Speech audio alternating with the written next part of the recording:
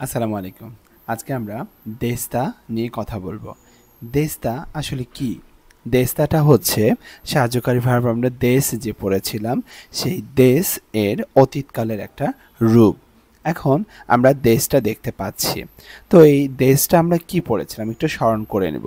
গত ভিডিওগুলোতে আমরা এটা নিয়ে বিস্তর আলোচনা করেছি, আপনারা চাইলে একবার দেখে নিতে পারেন।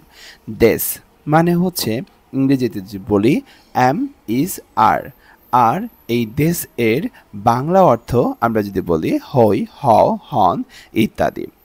জাপানে এই সাহায্যকারী ভার্বটা সবসময় বাক্যের শেষে বসে। এরপর দেশের আর একটা রূপ দেখতে পারবো আমরা। সেই রূপটা কি জানেন? সেই রূপটা হচ্ছে যে বর্তমানকালের নাবদক যেটা, সেটাকে আমরা বলবো জারিমাসেন।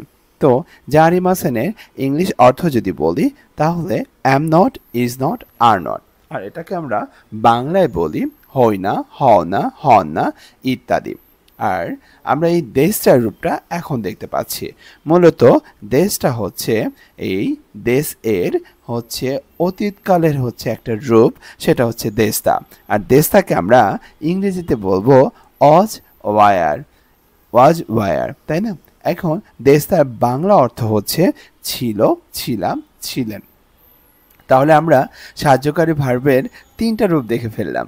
এর পরের ভিডিওতে আমরা আরও একটা রূপ দেখতে পারবো। তো আমরা মূলত এখন আজকে যেহেতু দেশটা নিয়ে কথা বললাম বা দেশটা নিয়ে কথা বলতে চাচ্ছি, তো দেশটা নিয়ে আমরা ঝটপট করে আরও 5টা বাক্য দেখে ফেলবো। আমাদের প্রথম যে বাক্যটা দেখতে পাচ্ছি যে এক্স, যেটাকে আমরা সাবজেক্ট হিসেবে ধরতেছি, সাবজেক্টের পর ওয়া পার্টিকেল বসেছে। ওয়াই, যেটাকে আমরা অবজেক্ট হিসেবে ধরতেছি, অবজেক্টের পর দেশটা সাহায্যকারী ভার্ব অতীতকালেটা বসেছে। তো আমরা প্রত্যেকটাতে এই হেডলাইনটা দেখব, এরপর আমরা বাক্যগুলা একটু দেখার চেষ্টা করি। যেমন এখানে প্রথম যে বাক্যটা বলেছে সেটা হচ্ছে তাম্বির সামা এঞ্জিনিয়ার দেস্তা। দেখেন তাম্বিরুসান এই বাক্যের সাবজেক্ট, সাবজেক্টের পর ওয়া হয়েছে এঞ্জিনিয়ার দেস্তা, এঞ্জিনিয়ার হচ্ছে এই বাক্যের অবজেক্ট, অবজেক্টের পর সাহায্যকারী ভার্ব দেস্তা হয়েছে। এই পুরা বাক্যটার অর্থ হচ্ছে তানবীর সাহেব ইঞ্জিনিয়ার ছিল। আমরা সেকেন্ড যে বাক্যটা দেখতে পাচ্ছি সেটা হচ্ছে ইয়ামাদা সান ওয়া, ইয়ামাদা সান ওয়া সেনসেই দেস্তা, সেনসেই দেস্তা। এই বাক্যে ইয়ামাদা সান হচ্ছে বাক্যের সাবজেক্ট, সাবজেক্টের পর ওয়া পার্টিকেল হয়েছে।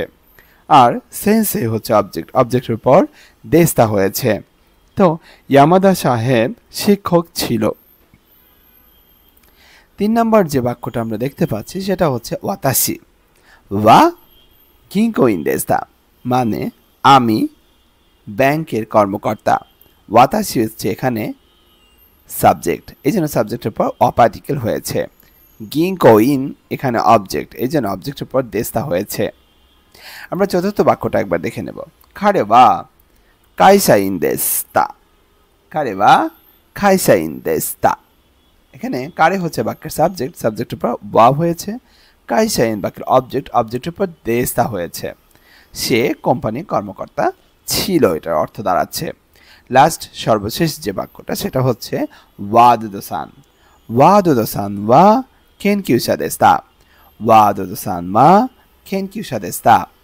এখানে ওয়া দদু, ওয়াদুদু সান, উনি হচ্ছে বাক্যের কর্তা, এই জন্য ওয়াদুদু সানের পর ওয়া হয়েছে। কেনকিউসা মানে গবেষণাকারী, এরপরে দেস্তা হয়েছে।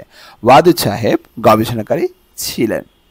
এভাবে আমরা দেস্তা দিয়ে বাক্যগুলো বলতে পারি। তা আশা করি বুঝতে পেরেছেন। আজকে বিদায় নিচ্ছি। যদি ভিডিওটা ভালো লাগে লাইক, কমেন্ট, শেয়ার করতে ভুলবেন না। সায়োনারা।